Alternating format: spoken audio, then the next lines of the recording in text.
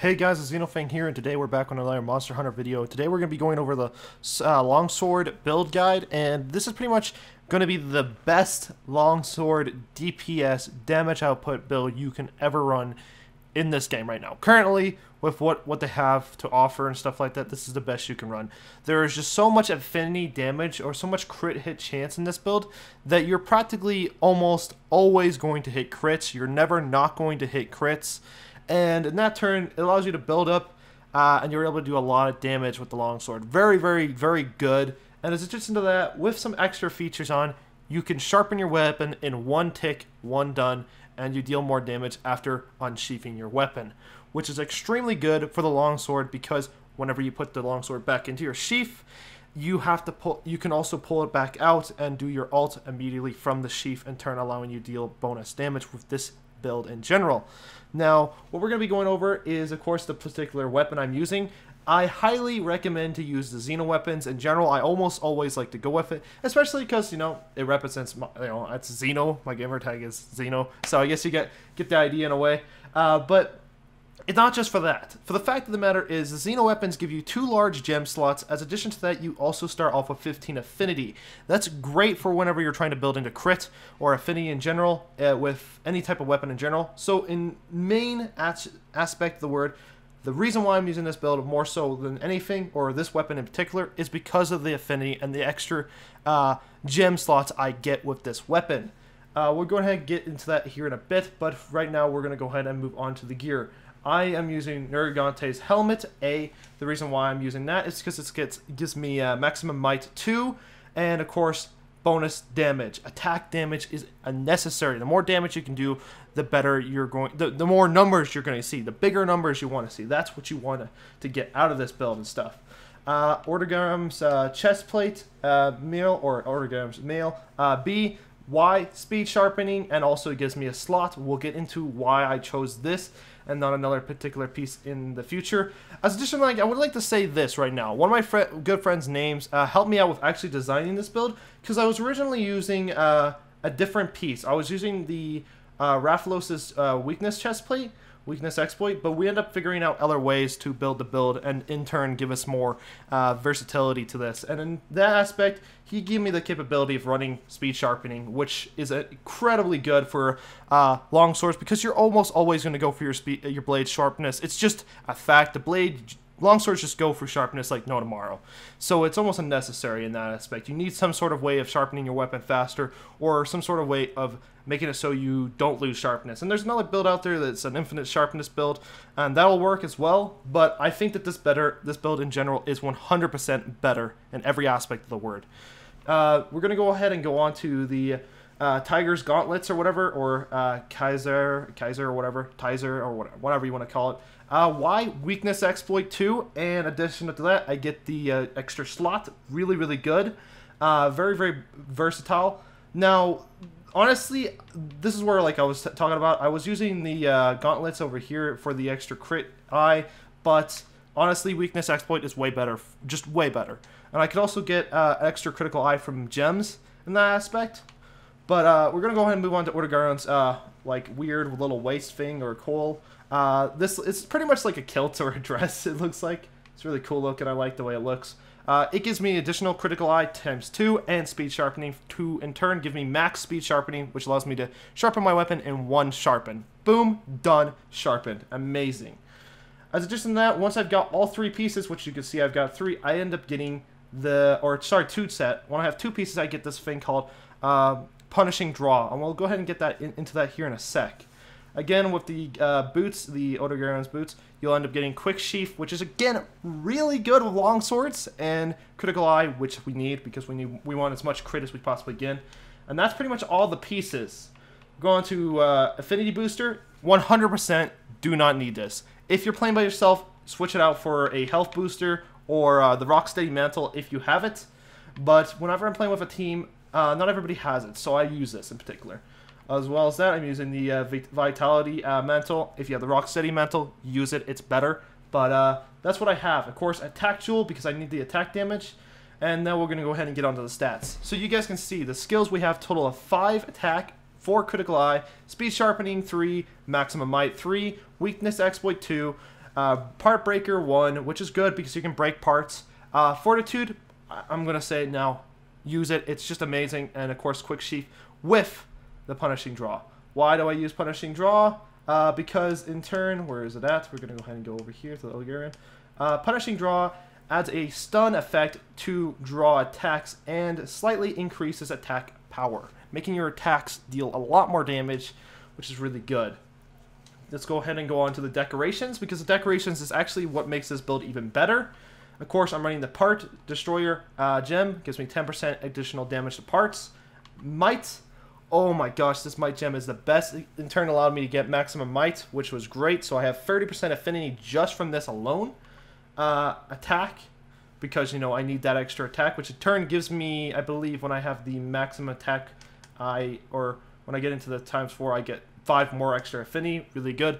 Affinity, critical eye, pretty much what I need. And Fortitude, because additional damage. You know, it's always going to be better. It's really, really good for your build. Now, when it comes down to it, let's go ahead and go over all the numbers for the builds. Let's go ahead and just pop out of here. So you can see that is my that's how much critical or affinity I have. I have 65 affinity right off the bat. Now, if we go in here and we check all the stuff we get, so we get 5 from what is called attack bonus. Then we get 20 from a critical eye. That's a total of 25 right there. Maximum gives us 30, which brings us up to what is it, 55 right now. And then we add the 15 we get from the Xenoblade, which in turn brings us up to 70. And then with Weakness Exploit, that brings us up to 90. That's 90% crit chance right there, right now. That's a lot of extra crit. Pretty much makes it so whenever you land anything, you're never not going to crit. It's crazy fast. And we're going to go ahead and show you why you need a speed sheathing, or the quick sheathing and the sharpness real quick, just so you can understand. So, look, my blade is going down in sharpness very, very quick from just basic attacks and stuff like that. And when we get into the higher stuff, then we start using this. Now you're seeing that chip off even faster. It's broken already. And now I can just go in, go to my sharpness. One tick, done, sharpened. In addition to that, I also talked about speed sheathing or quick sheath. Why do I use quick sheath? Because whenever you do this one thing to get the charge, watch here, bam, whenever I do that final attack, automatically sheaths. That portion is a little bit faster, not very noticeable, but it's really good. And of course, with the punishing draw, it allows me to attack from the draw, allowing me to use an ult and get some more damage out of it. Really, really good. Very, very good build.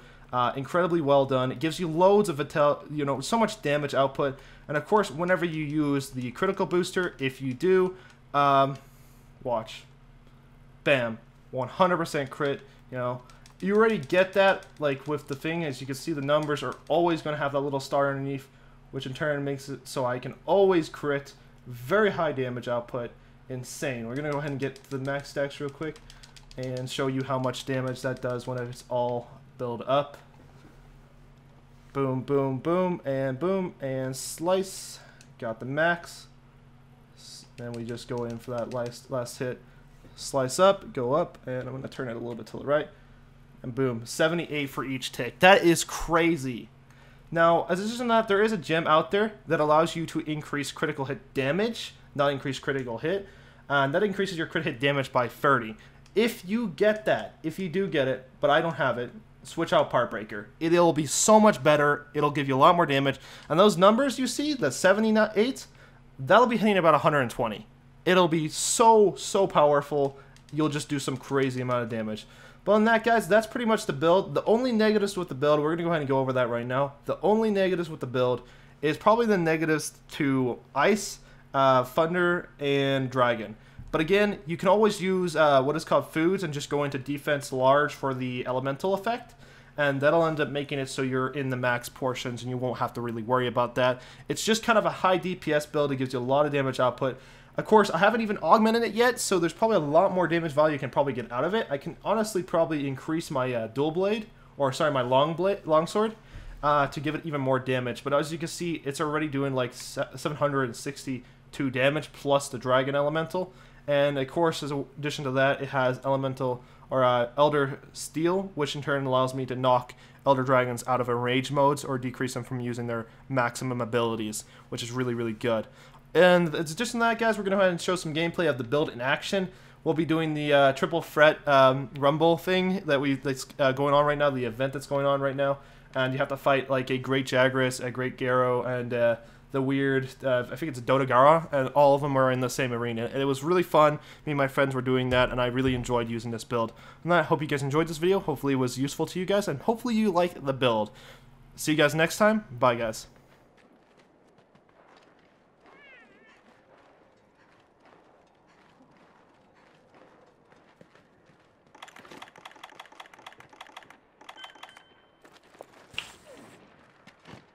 What do I want to slap these hoes with? This one? No. Failed to join the quest. What? Garbage.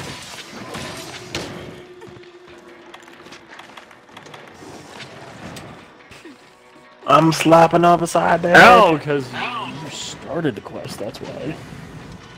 You ain't gonna wait around. Ew. You wanna join, join. Exactly. Well, I was joining and then you hit the part and then it kicked me out as... No, we don't want to hear it.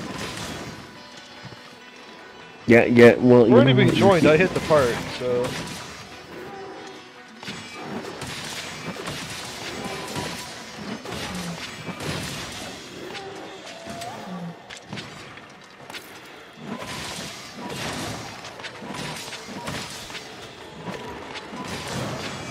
I'm going with the dual blades, boys. I'm going with the Odogaron. Beast mode, dual blades. Man, when are we gonna jump on some PUBG, man? You wanna play PUBG? At least not anytime soon. Hey, names. Oh God, help us. Name's back!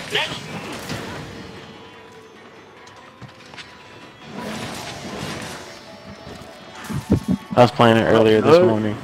It was dope. Ah, what happened?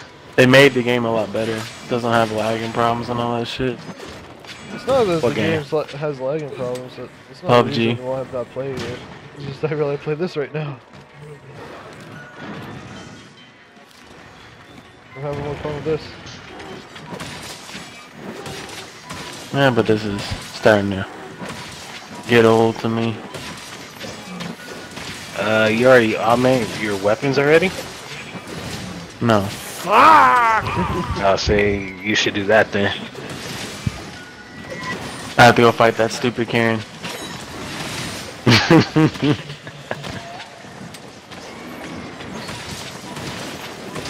Good luck with that.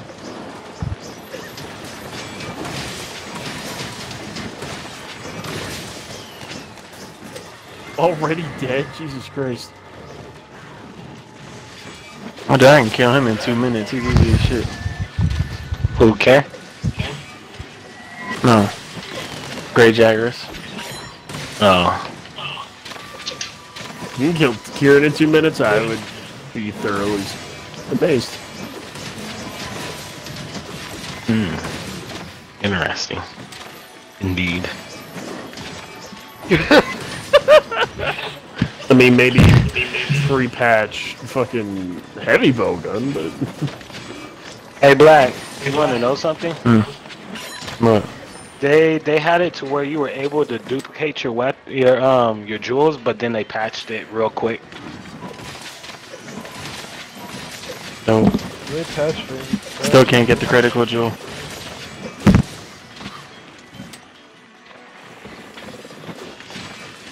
And what else? And then I heard, this is just what I heard from a video I was watching. If you want better jewels, you gotta kill elder dragons. Yeah, you can get some really good ones. I've already killed Val Hawk twice now. And he dropped some pretty good jills. Nice.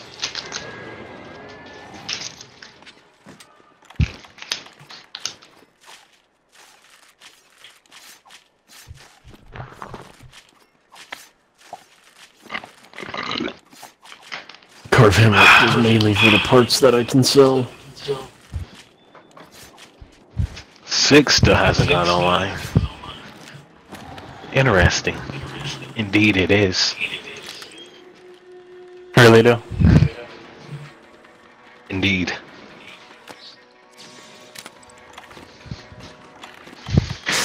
You just said fuck you to that flash pod. Let me see, who am I going to kill? Any boosters up?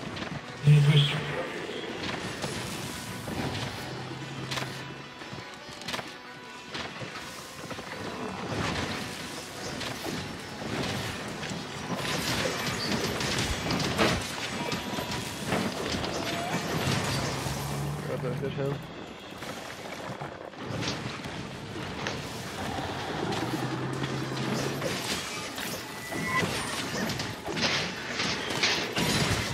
Oh, really? That hit him. Why didn't it do any damage?